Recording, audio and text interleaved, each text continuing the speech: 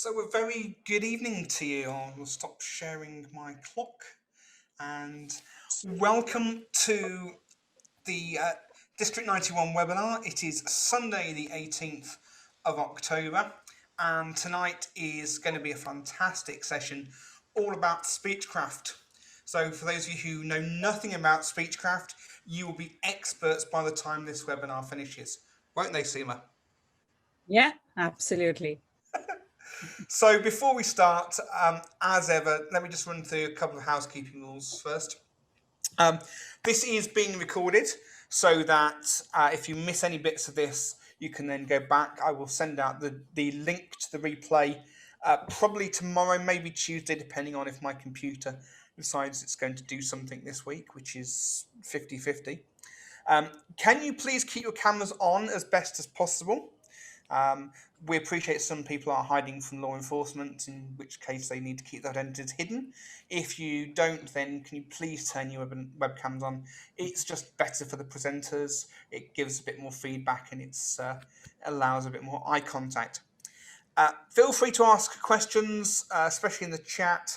I'll keep abreast of them, and so will Seema, and we'll either answer them during the presentation or in the Q&A session afterwards. If you can please make sure your mics are on mute unless you are being invited to speak, so just so that we can cut down any background noise and background chatter and that kind of thing. And finally, if you can just put your club name at the end of your name, that would be really, really useful so that we can get an idea of where people are geographically. I know that we've got people in D91 and D71. We've got people from all over the world. We've got Malaysia and we've got India, and we did have the US, and Bonnie will watch this on replay. Finally, can I just say, think about when you're watching this, how you are going to be able to do this in your clubs, in your areas. This is going to be a very practical area of speaking that we're trying to promote. Think about how you can use it most effectively. Our presenter this evening started her Toastmaster journey back in May 2014 and has been both an area director and a division director. She's also been our D91 PR manager, and this year she is working really hard as the D91 Speechcraft coordinator. She is also a distinguished Toastmaster and has over 19 years of experience in the TV and radio industry, predominantly in advertising sales, and is also an accomplished public speaker as well, having spoken at many events, both in the UK and worldwide. Ladies and gentlemen, I'd like to put your hands together this evening for the Speechcraft webinar, hosted by Seema Menon. Seema, the floor is yours. Thank you so much. Thanks a lot for the lovely introduction, Andy. Just as as a prelude to the session, we will keep it as informal as possible so that you are able to ask your questions. I'll do a brief introduction of what Speechcraft is about, share some experiences that we have had from a couple of Speechcrafts that I've personally been a coordinator with. And then the floor is yours to ask questions, and I'll try my best to answer as much as possible. I've got helpers and advisors from my Speechcraft team who will jump in and add to that. I'll open up with a presentation. Are you able to see this? Good. So just an overview of what we're going to cover today. We talk about what Speechcraft, what is the process, how the program runs in terms of number of weeks that you can have the session for, what are the benefits of running a Speechcraft, and then share with you a couple of case studies. So what is Speechcraft? It's not a very complex program. It's simply a taster Toastmaster session. So we have a session where you have prepared speeches, you have table topic sessions, you have evaluations, and you have advisors or mentors who help these speech crafters to progress further. The idea of doing a speechcraft is either for existing members, so some new members who have joined in your club and you have a lot of experienced speakers, and these new members are slightly reticent because, like all of us joined Toastmasters, we were not expert speakers, and just to give them that opportunity of having a safe environment where they can start learning how to give speeches, how to evaluate. That could be an extension of your club session, or it could be to a new set of members, either from community or from corporate. So you could have two types of speechcraft that you can conduct. And the advantage of having a speechcraft is it gives an opportunity to your club members to have something different from a regular Toastmaster session. Your club members can be mentors for other new members. They could also conduct education programs. So it just provides a little more excitement club sessions. You could have this at the end of your regular club meeting. So if you have a 2-hour club session, you can have an extension of 30 minutes after that. Or you could conduct it as a separate Toastmaster session on a different day of the week. In the early days, that is pre-COVID, we used to do it face-to-face, but now we have experimented with doing an online speechcraft with a corporate organization, and it works extremely well. So what does the process include? It starts with choosing a coordinator. Who is a person who will be coordinating the entire series? Sorry. Okay, I'll carry on. So you have a coordinator who is a part of a club.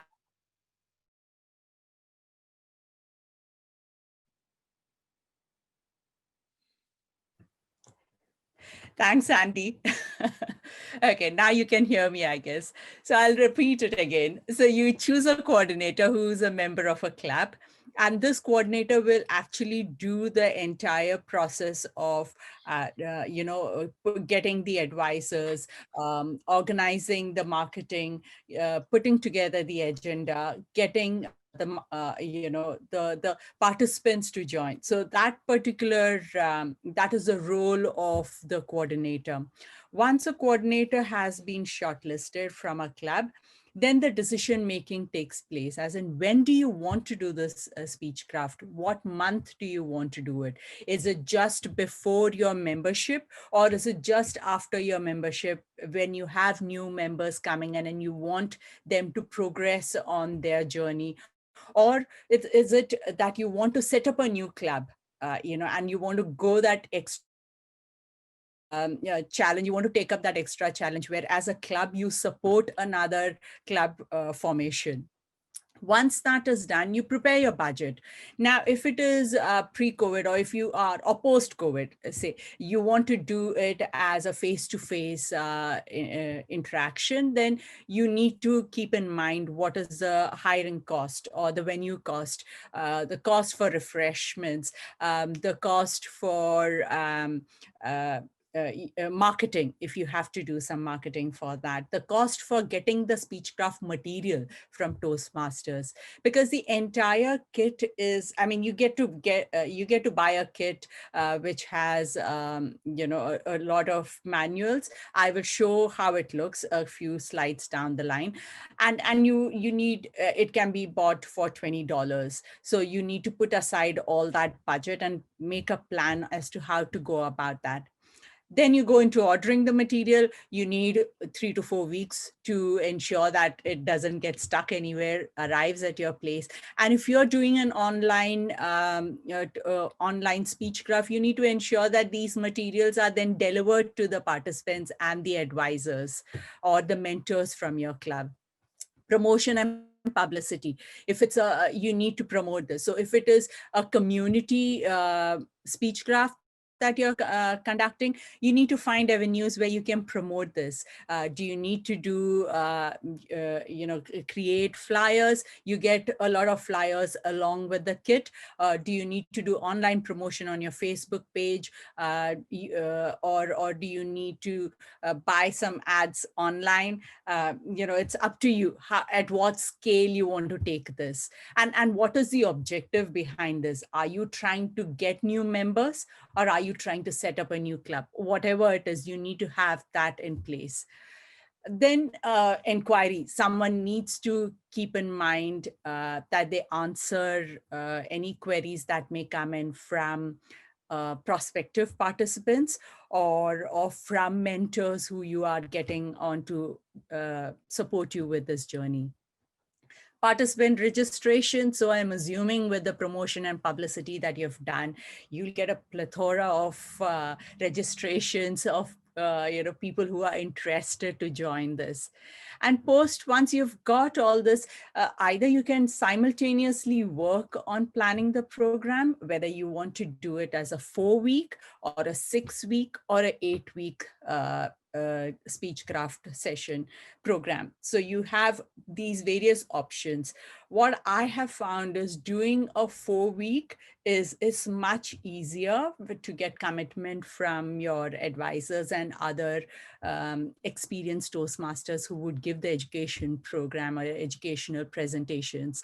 You can even stretch it to 6 weeks or 8 weeks, depending on how much you want to, take that ahead, and what is the intention from that. Usually a Speechcraft is done with 5 participants. So one kit with 5 manuals, and a 5 participant Speechcraft, you actually need 2 hours to do that if you're doing a 4-week session. And then preparing the agendas. How do you want to plan the activity? I do have the online agenda that I used for a recent Speechcraft that we did, and I'm happy to share that with you to give you an idea of how you want to go about doing that.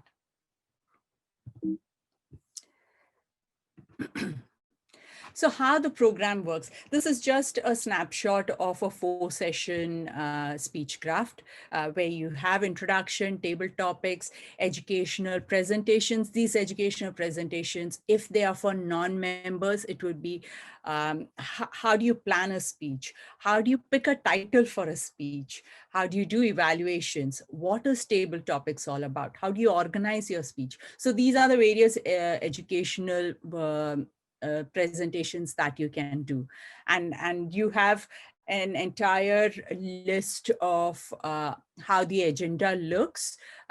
You get that along with the manual, so you can pick and choose how you want your session agenda to be. This is just a snapshot of the last agenda of the final Speechcraft session.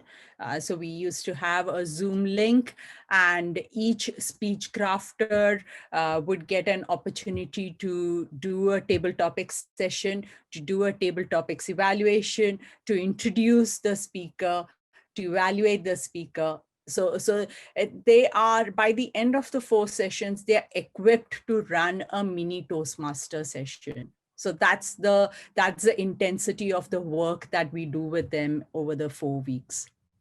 And you can see by the list of all the Toastmaster members, we pull in as many members who are interested to just go beyond their regular Toastmaster session to become an advisor for each of these, as well as to support them.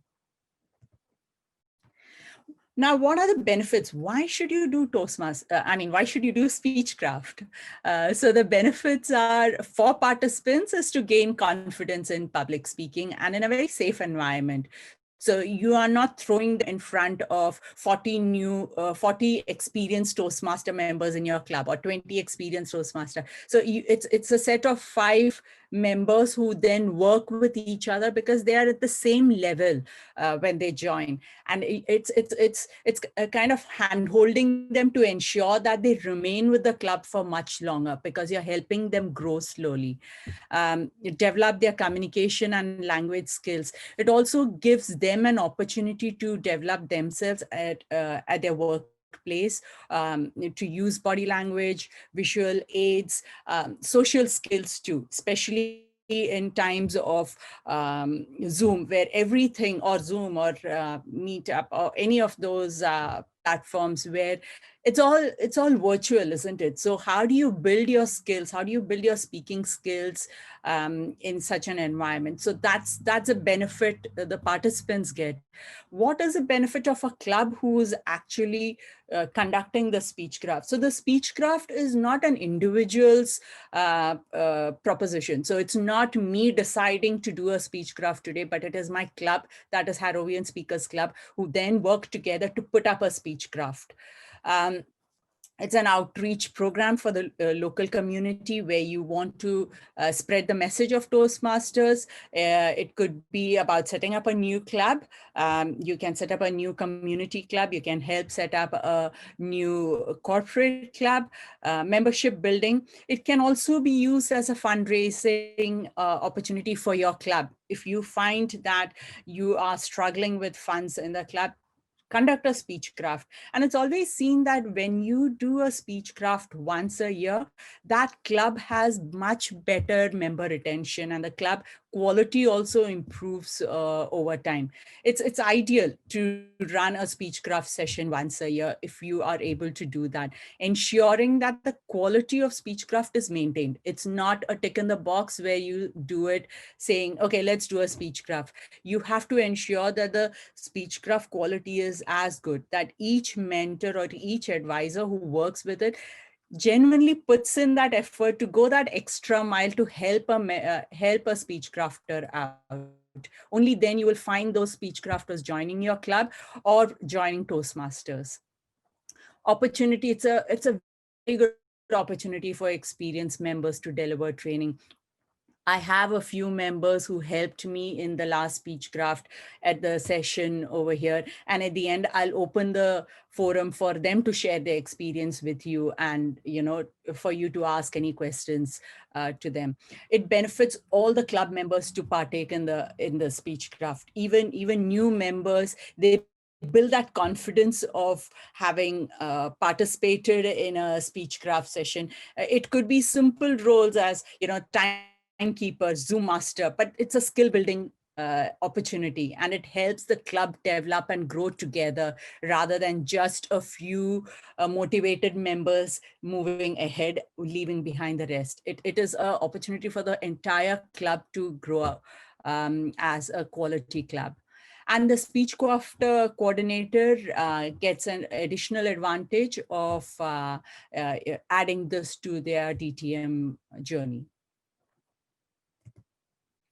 Fundraising, I did mention that it can be a fundraising opportunity, but you should remember that it's not for an individual to or any other organization to get this money from outside and keep it with them. It has to go to the club's treasury, and the fee should not be exorbitant, because then the Speechcraft will not succeed. People will not turn up for it. The fee has to cover the basic cost of the program. If it's a a program where you are doing face-to-face, then it has to cover the cost of your venue hire. It has to cover the cost of any marketing that you're doing. So all the basic cost has to be covered. There is no money that's being given to the Toastmaster members for coming and presenting at these workshops or for advising. That is not to be calculated towards the Speechcraft cost. And the cost, as a club, you have to take the call what works in the area that you are. What is the kind of cost that you need to charge for this? It should not go beyond a maximum of $95. So I'll any further questions you have, we will take it towards the end on this particular one. But please do check the guidelines and protocols to ensure that this is the cost is covered. I mean, just to cover the Speechcraft material cost and even posting cost. So if you have to post these to your advisors and to your participants, you have to take into account what are the costs for that. So keep that in mind. This is the Speechcraft kit that you get. So you get a few coordinator guides. You get almost 3 coordinator guides.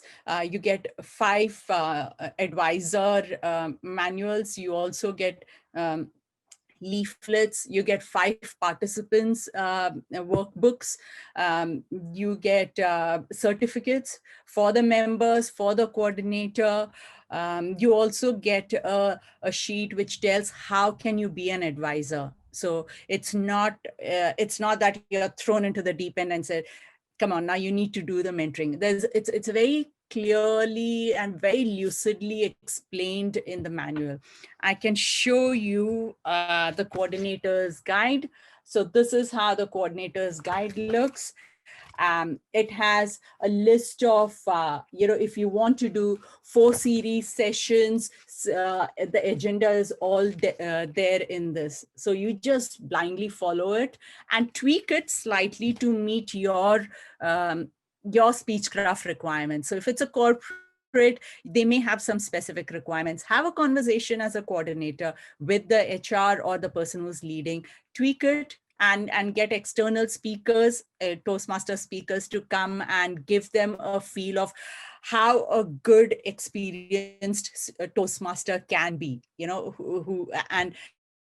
so give them a variety of experience of Toastmasters in that journey.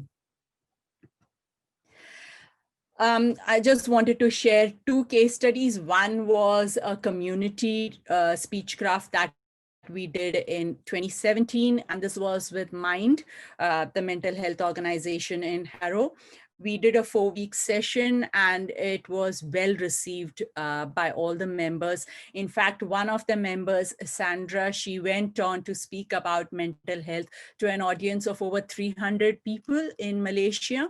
And she practiced her speech, parts of her speech with us during the Speechcraft, and she went on to give that. So it was an amazing success for us because we realized it helps members take it not theoretically but actually do that, speak in front of people, get that confidence to stand up and share your story. The second one, which we recently did, which was actually our first online Speechcraft, a couple of weeks back, we did it with an online organization called Yotpo. And I've highlighted the feedback that came in from the learning and development head. She said the biggest takeaway was actually the team building that it provided, especially in the current Zoom only element. And I think that's a fantastic comment coming, especially when all of us are virtually meeting each other, and in organizations, you can see that the camaraderie or the team building doesn't happen as well as it used to be before, where you could just walk across to your colleague's table and have a chat. So this Speechcraft helped build the sales team. So we had 5 members from the sales team who had participated in this, and there was a lot of bonding that took place. They have had good feedback. We are hoping that this would culminate into a new Toastmaster club.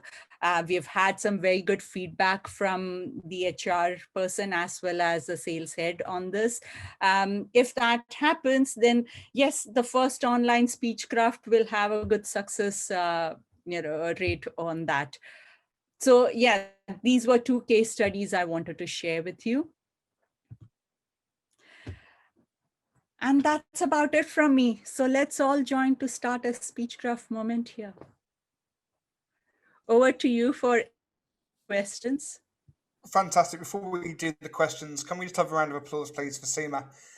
Because I think that was really good introduction to Speechcraft. I know personally, I've been in Toastmasters now for just over 4 years, and I really knew nothing about Speechcraft. So that's been really, really educational for me. So, Seema, thank you very much for that. I hope we've got plenty of questions to come. Elizabeth, normally with her hand up first. Go ahead. I can wait. I know I'm from D71, so I'm happy to wait to be at the back of the queue. And if that's what you want. No, absolutely. You go ahead. Okay, hello, Seema. Thank you very much for an excellent presentation. This is something we're very interested in D71. And in fact, we actually kicked off our online Speechcraft yesterday. My question to you is, have you integrated pathways into your Speechcraft? Or are you still just using the manuals? So at this point of time, I don't think we have got a pathways equivalent right now for Speechcraft that is being worked upon. But in the interim, we are going ahead with the old manuals that we have, and we are that's how we are working on it. Okay, we have decided not to work with the manuals. We've aligned. We're doing a 4-week training. We've aligned it with level 1 of pathways. So we have, as I said, aligned it so that the newbies who we're training, and they're not Toastmasters, they're from the outside. So, and we're working through, as I said, to level 1 of pathways. And if we do a longer one, we may go for level 1 plus a couple of electives and so on. So that's how we are going to work ours at the moment. Okay. I don't think we have got the green seal from Pathways, because we have been speaking to Toastmasters International about modifying the Speechcraft and whether we could align it with Pathways. They did mention that they're working on it, and until that's done, to carry on with this. So we're just going with what they have suggested. Okay, I know that they're working on it. I think they're working on it, and it's going to take time. But I think the clubs around the world who are aligning with Pathways, and that's what we're doing. I was just only interested to know what you were doing. Yeah, I just wanted to add, so if you are doing it for new members, it doesn't matter, because when you come into the club, they start with Pathways there. So anyway, they've already had some experience of some other types of speeches, the icebreaker, and even the icebreakers are just 3-minute long, whereas in our regular Toastmasters is 4 to 6 minutes that we do. So it's just a taster session that we are doing through Speechcraft, and they can then get into a formal, because if they join your club, then they get into a formal pathways within the club. But if they are setting up a new Toastmaster club, then too, it's a completely new avenue for them, isn't it? So yeah, that was our thinking, because we're hoping that we're giving them a taster and they're going to want to join a club. And if they do, then it's a natural progression to go from pathways to pathways. That's the sort of thinking behind what we're doing. Yeah. Thank you. No problem. Any more questions? Okay, so there have been a couple of questions that have come in on the chat. So we've got, sorry, I've lost your name now, from D102. So as if the Speechcraft is being done online, Sajini, if the Speechcraft is being done online, the material given to the participants is a digital copy, and are we able to charge the same amount? Is there a guideline on this? So, yeah, the Speechcraft is being conducted online, but the materials, we are posting it to them, which is why it is important for you to have the material with you. You to keep into account the postage and the delivery of that material when you do your budget planning. The reason why we don't want to scan it, because it's not official Toastmaster digital copy that's available, and I don't want to get into copyright issues by scanning and getting into that habit, because we are very particular about copyright. We don't want to just scan and send things across to our participants. You also want the participants to have a feel of how the manual looks, because it's very clear, crisp, and gives proper details on how they need to prepare for each of those speeches. So you don't want to do a scan and send off to them. Hope that answers. Okay, thank you very much, Seema. Massimo has asked, how long is each Speechcraft session if they're running a 4-week Speechcraft?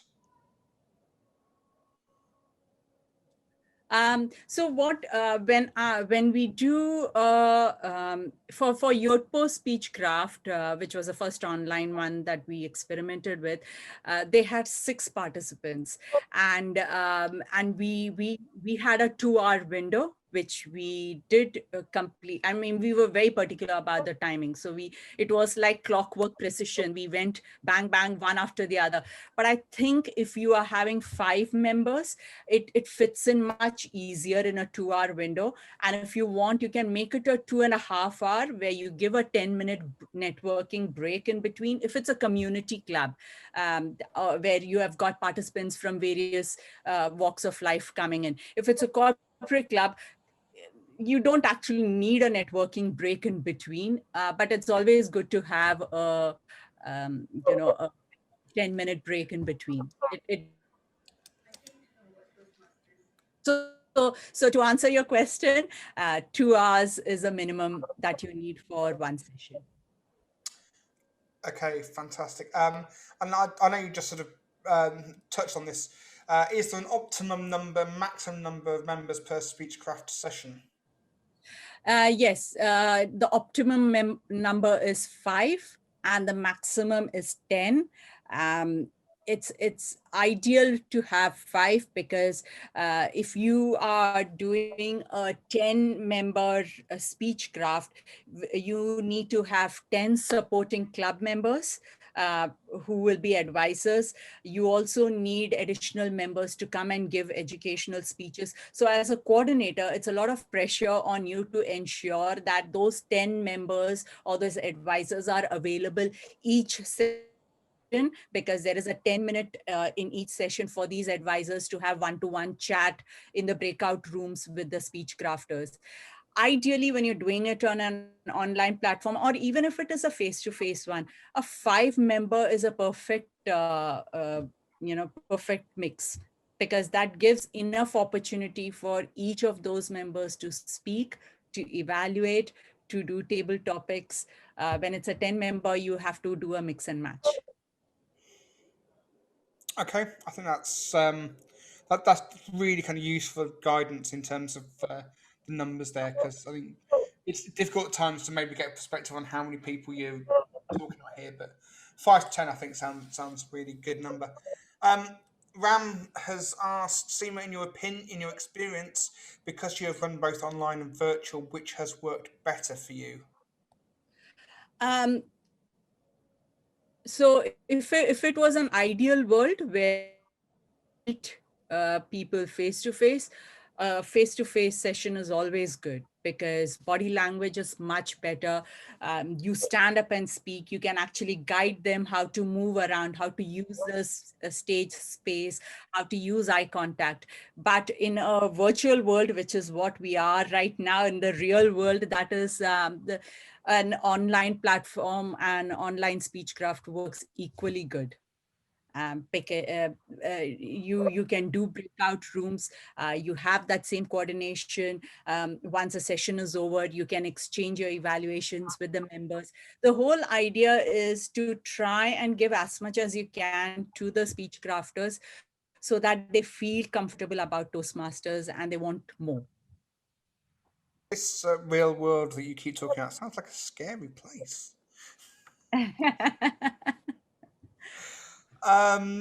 Next question is from Ben. Does the Speechcraft line up well to starting a new club, specifically corporate, i.e. naturally transition into chartering, or do multiple Speechcraft need to be run?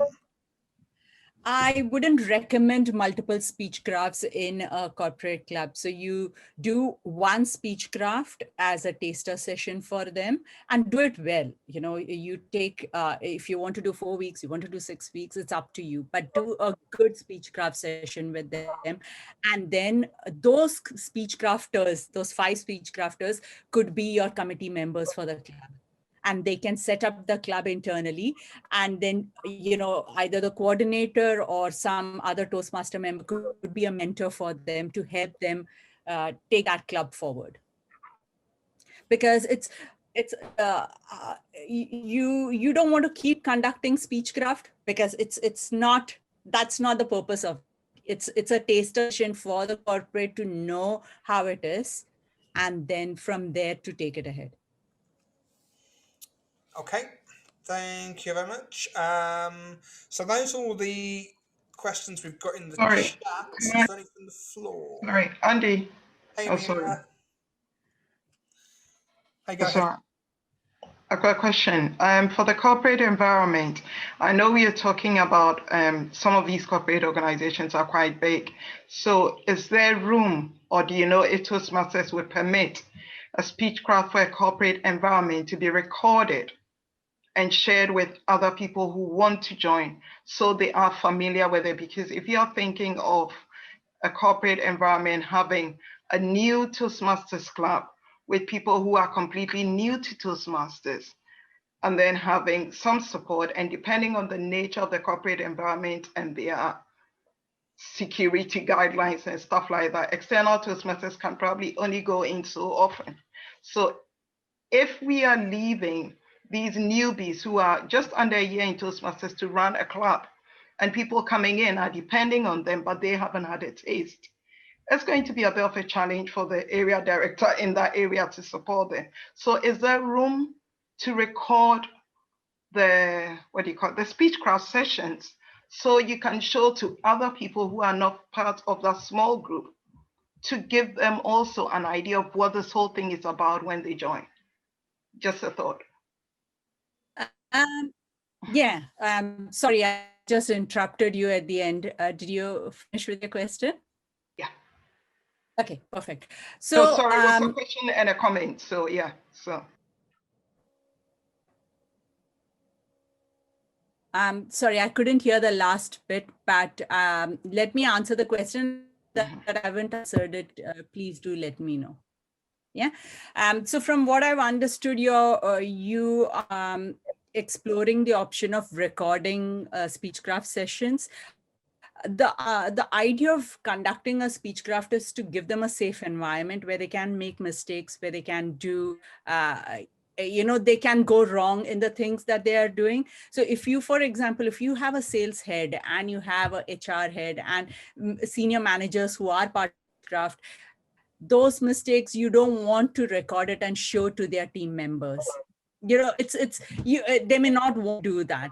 And also if that's where, as mentors, as club mentors and club sponsors, you go in and you guide that club to progress to the next level. So it's not only the area director who's responsible for this. There is always a member who will work with these five speech crafters. Besides that, if the other members who are joining this club, so they can do an open day later, where you can, have an open day for them to have an experience of how a Toastmaster club is done. We have also extend invitation to these speech crafters to go and visit all the Toastmasters club. It's all online, open for them to go and see. So we have invited them to come to Harrovians, come on a Monday evening, see how a Toastmaster club happens outside, and feel comfortable with what you have done and the similarity of Speechcraft session to a regular Toastmaster session. So that is where they will get an idea of how things happen, and then the questions come in. And I think for a club mentor and a club sponsor, it's a good opportunity for them also to handle that, isn't it? Because you record and give the sessions. What is it that the club mentor and the club sponsor learning from that process? Does that answer your question? Yeah, it sounds good when we are thinking about it, but I'm just thinking in reality, because when we talk about a corporate organization where we are branding Toastmasters too, and we get these first 5 people, very likely it's not going to include the HR director or the people at the top, because we need people who are also committed. So you might have them as sponsoring the idea of promoting the learning and development. But the reality is you probably have a couple of people who work on the side, and then, as I said, you have the mentors and the other people from the Toastmasters Club will be there to support. And I know this because I did observe a club in D91 when it was starting up, and the security and the support system was such that it was quite difficult to get into the club to attend their meetings. There was a lot of protocols you had to go through. So yes, the club is performing well, but I'm just thinking, do we have another way of supporting these new clubs? I know you're talking about visiting them, but yeah, Rupa, if you want to come in on that, please. Yeah. So yeah. I'm worried that we're going away from Speechcraft now. If it's to do with starting a new club, A, we've got a webinar about that next week, and B, if it's for D71, take it up with Brenda. If it's to do with D91, I'd love to hear the feedback.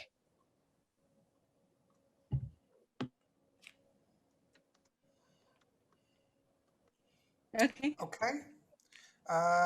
Any more questions from the floor? We've still got a few minutes left. And yes, Andy, I did put a question in the chat. It was about the commitment that's required from advisors. Did you see it?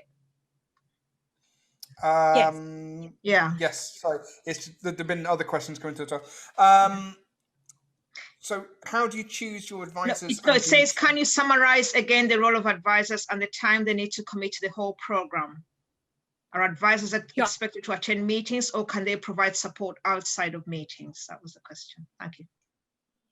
So the straight answer to that is advisors have to be there for all the 4 sessions, if it's a 4-session Speechcraft that you're doing, because they have to listen to the members talk. They have, every session has a 10-minute window for the advisor to work with the Speechcrafter and help them prepare for the next session. So, you know, if they are doing a icebreaker, there is an advisory session where they'll say what needs to be looked at. So the advisor has to be there for each of the 4 sessions.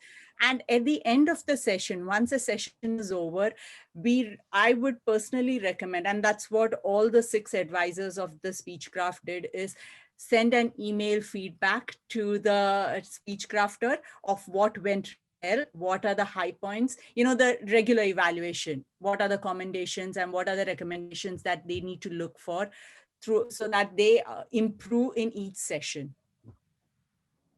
Thank you. Madam, I have one question. Yes. When is this Speechcraft sessions? When is this Speechcraft session? When do you do that?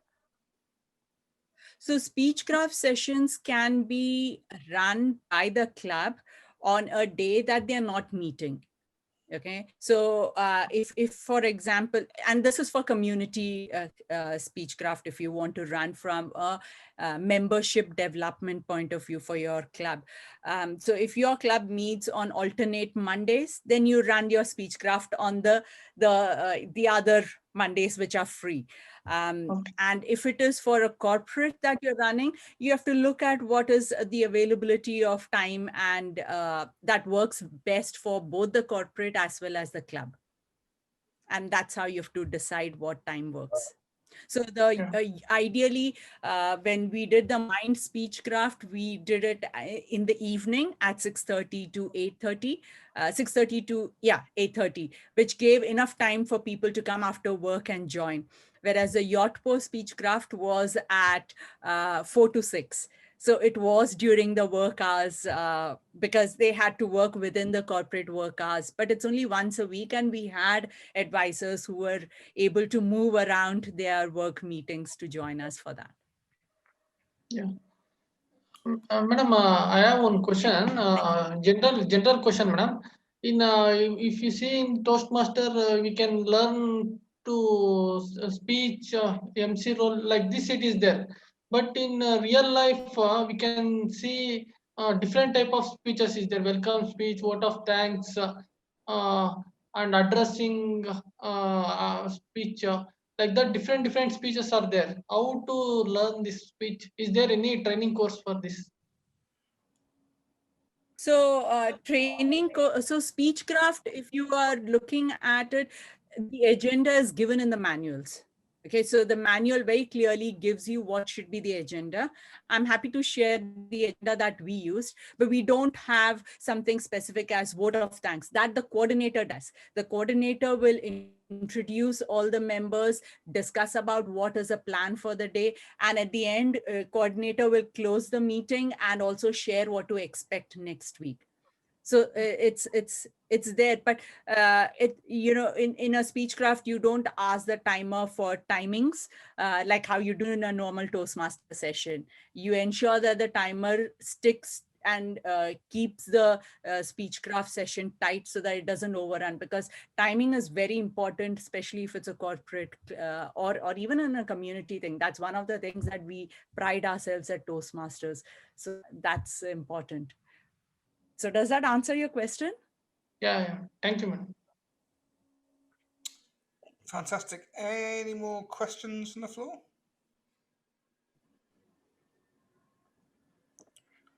Now I would like to, I'll show you a video or a short clip that one of the speech crafters, the one at Mind, had shared with us. I'm happy to show that to you. Is that okay, Andy?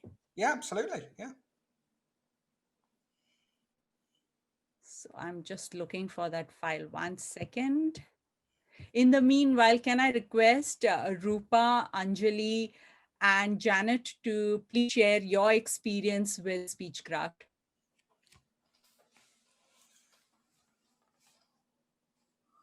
I'll let Anjali and Janet go first. So this is the table topics now, Seema. Thank you. I was curious to know how Speechcraft worked. I'm Farnham speakers and Godalming speakers. And so when I heard that Seema was doing one, I did volunteer to be on it so that I could find out how it worked. I was really impressed. It's so well structured, very well organized. And yeah, Seema kept it to time. I think we kept to the minute at all times throughout. I was impressed with the way Seema had got input from probably about 8 or 9 other Toastmasters. And I liked the fact that we all had one speech crafter that we could spend the one-to-ones with. So over the 4-week period, you got to know them a little bit better, what their aims were for doing public speaking. And yeah, I got to know a little bit more about them. And it was nice to be able to give them evaluation afterwards to encourage them. So I thought it was a great experience, Seema, and I appreciate having been involved. Thank you. Thank you so much. Whereas for me, it was my first time doing a Speechcraft as well. And I haven't been a Toastmaster for long. So when Seema asked me to be an advisor, I had a panic attack to start off. Then I was assigned the HR L&D development manager, which got even like, she knows everything, what am I going to teach her? But then when I became an advisor and started talking to her, I learned that I had a lot to offer. And at the same time, I had a lot to learn as well from her. So it was almost an exchange of ideas. And that was quite good as well in that way. Rupa, the floor is now yours. Thank you, guys, and thank you again for joining us. So a bit of feedback on my own experiences also. I've been involved in 2 now. One was the one that we've just completed, YOTPO. That was actually an inquiry to start up a new club that came to me. But at the time, they didn't meet the criteria for starting a new club, but they had 5 people ready to go to do a Speechcraft. And the one before that was also in a corporate that did go on to become a new Toastmasters club in District 91. And the rationale there was exactly what Seema's described. Those 5 or 6 people that were Speechcrafters became the committee of that club. So it was used for that purpose. For me, I truly think Speechcraft is one of Toastmasters' best kept secrets, and we don't want that to be the case anymore. As you've heard from Andy and Janet, who are both distinguished Toastmasters, they've been around long enough and haven't really been involved in the Speechcraft ever. So we want people to use it. It's a fantastic tool. One call out for Elizabeth and Amelia. Please remember that Speechcraft is a standalone product in itself. It has a conduit for many different things that Seema has already discussed and described, but it is a standalone product. It has a specific purpose. Let's not take away the quality of it as it is. back to Seema. I want to respond to that immediately and say absolutely in D71, we appreciate that. We never do things below par or quality. And we have, in fact, we have our Speechcraft officer at district level online. And the lady who's running the Speechcraft has done about 8 of these things, 8 Speechcraft sessions. And absolutely, we are, as I said, quality is our hallmark. So that's not a, thank you for that, but we don't have to sort of, Okay, shall I show the short clip from just before you one of the just before you do that, Seema, just to pick up on something that Anjali was talking about. Obviously, since the start of Pathways, one of the other big things that has really started to be pushed forward by Toastmasters is this whole mentoring thing, and Speechcraft obviously combines a lot of mentoring as well as actually running the Speechcraft itself. And we're going to be doing some webinars in the new year, January, February time, on mentoring. We're going to try and get at least 2 sessions on mentoring, and I'm trying to get a session set up from the people that are running something called the Odyssey Project, which some of you may have heard around, which is a global mentoring within Toastmasters. So I think the two kind of go hand in hand. So we may revisit Speechcraft at some point in springtime and link that very much up with the mentoring. Actually, Andy, my mic was turned off. Did you hear my reply, Rupal? We did, yes. Oh, you did, okay. And can I also add that we have got a built-in mentoring program in what we're doing? Yeah, okay. Fantastic. Okay, so Seema, do you want to run this this can I share video this then? video? Hi, I came to know about Are you able to hear? Toastmasters through a mental health charity called Mind in Harrow. Attending Toastmasters workshops and Speechcraft sessions helped me to build my skills and gave me the tools to speak with confidence in public. Since then, I have presented at many international and local conferences.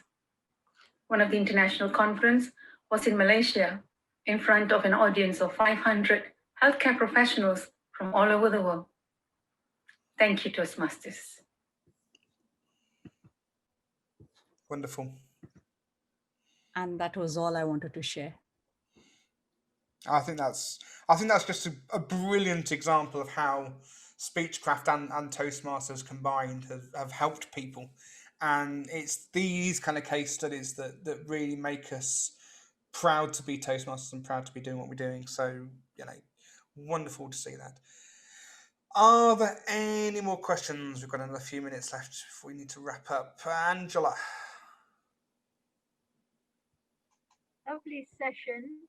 I want to know what you do in the worst case scenarios that you've only got 2, 3 or 4 people, or they can't pay, or they don't commit, or they drop out. What do you do with your 2 people who are keen, or odd people who are coming and going and suddenly turn up in the middle? So so when you start your Speechcraft program only after you've got the commitment from the Speechcrafters, it's very important that there is a fee that is charged, because the moment it becomes free, there is no commitment level from any of the participants. However nominal it is important to have that fee charged, because Toastmasters are going out of their way, taking time out of their busy lives, taking time out of their family life, out of their work life to ensure that they help these Speechcrafters. So it is important that that commitment is given. Not necessary that, you can't predict if there is an untoward circumstance and somebody can't turn up. It happens. That's how life is. But if you give them the value or the quality in your presentations, they will come back. And we have had that same experience when it was with Mind. So the people at Mind, the organization was paying for them because these were the people who have gone through mental health issues, who had counseling, and were now ready to go back into community and have interviews and share their stories over there.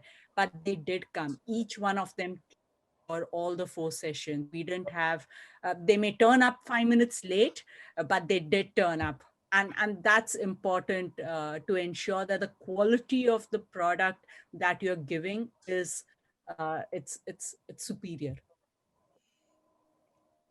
Thank you. Lovely. Thank you very much for that. Got time for one more question, Rose.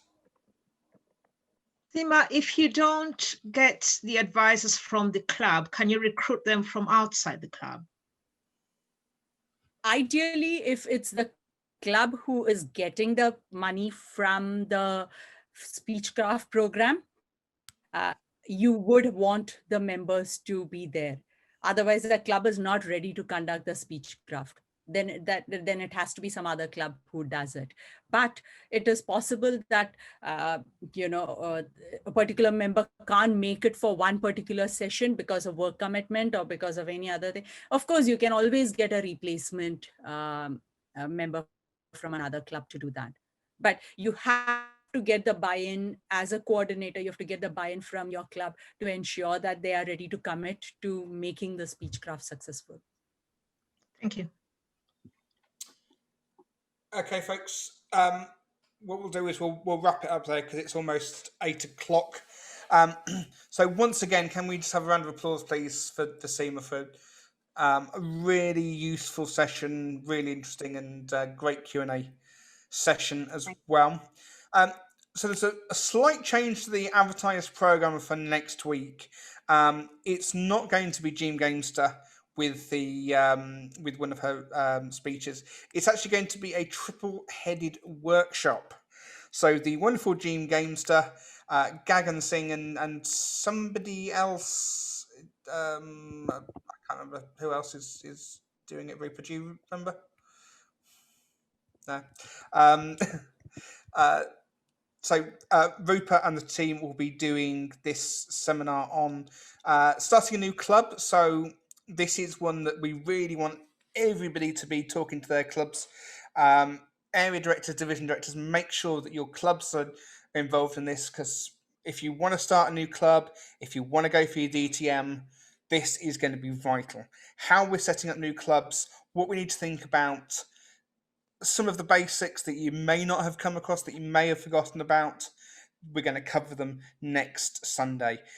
Can I also please remind people that are outside of the UK, British Summertime ends next Sunday morning at 2 a.m. So this will be at 7 o'clock Greenwich Mean Time next week. So for people who do not observe daylight saving time, this will be an hour later. So please bear that one in mind. I have set it so that it's on the invites at 7 o'clock Greenwich Mean Time, so it should transfer locally to your time, but just to be on the safe side.